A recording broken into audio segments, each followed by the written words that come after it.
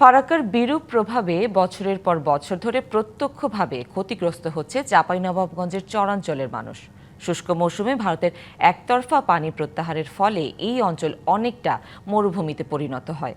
আবার বর্ষায় ফারাক্কার সব গেট খুলে দিলে হঠাৎ ফুঁসে ওঠে পদ্মা, ভাসিয়ে নিয়ে যায় বাড়িঘর, ফসল সহ সবকিছু। এই অঞ্চলের জীববৈচিত্র্য ও নদী তীরবর্তী মানুষদের রক্ষার্থে নদী খননের কথা বলছেন পরিবেশবিদরা। ভারত থেকে চাঁপাইনবাবগঞ্জের পাংখা পয়েন্ট দিয়ে বাংলাদেশে প্রবেশ করেছে পদ্মা। ১৯৭৫ সালে এখান থেকে প্রায় ১৬.৫ কিলোমিটার উজানে ফারাক্কাবাদ নির্মাণ করে ভারত। এরপর থেকেই বদলে যেতে শুরু করে এই নদীর গতিপথ।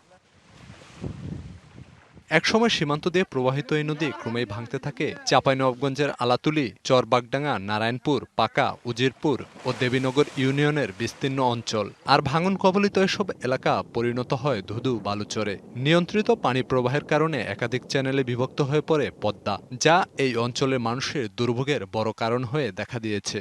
গ্রীষ্মকালে যখন কোনো পানি থাকে না, চারিদিকে দুধু, তখন কিন্তু পানি দিচ্ছে না। আর যখন পানির প্রয়োজন না, তখন আমাদের পানি দিচ্ছে। যখন পানি ছেড়ে দিচ্ছে বর্ষার সিজন আমাদের সবকিছু নিয়ে ভাসিয়ে চলে যাচ্ছে। এই ফারাক্কা বাঁধের কারণে আমাদের জীবিকা নির্বাহ করাই কঠিন হয়ে পড়েছে। ঈদ আসবে, সাথে ক্যাশব্যাকও আসবে। নিজের বা প্রিয়জনের জন্য কেনাকাটায় এবারও নগদ পেমেন্টে পাচ্ছেন দারুণ ক্যাশব্যাক। তাই যাই কিনুন, পেমেন্ট করুন নগদে। এদিকে এই অঞ্চলে জীববৈচিত্র্য ও নদী তীরবর্তী মানুষদের রক্ষার্থে পদ্মা নদী খননের কথা বলছেন পরিবেশবিদরা। পদ্মা নদী শুকিয়ে যাওয়ার কারণে নদী তীরবর্তী যে মানুষগুলো আছে তারাও ক্ষতিগ্রস্ত। এই অবস্থা যদি চলতে থাকে পরিবেশের উপরে এবং ওই স্থানীয় লোকজনের উপরে মারাত্মক প্রভাব পড়বে, যেটা হচ্ছে কাটিয়ে ওঠা আমাদের জন্য সম্ভবই নয়। ফলে এটা দ্রুত খনন করে পদ্মা নদীর নাব্যতা ফিরিয়ে নিয়ে আসতে হবে। অন্যদিকে ভারতের সাথে বাণিজ্য, সাংস্কৃতিক ও রাজনৈতিক সম্পর্কের অনেক উন্নতি হলেও অজ্ঞাত কারণে পানির ন্যায্য হিস্যার তেমন কোনো অগ্রগতি নেই। এ অবস্থায় একতরফা নদীর পানি প্রত্যাহারের দাবিটি আন্তর্জাতিক ফোরামে তোলার পরামর্শ বিশ্লেষকদের।